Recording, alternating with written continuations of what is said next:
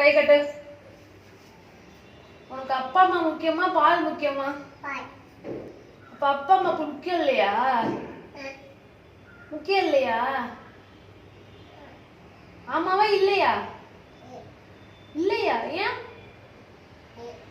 ஏன் இல்லையா? அப்ப உனக்கு அப்பா அம்மா முக்கியம் இல்லையா? அப்ப எதுதான் முக்கியம்?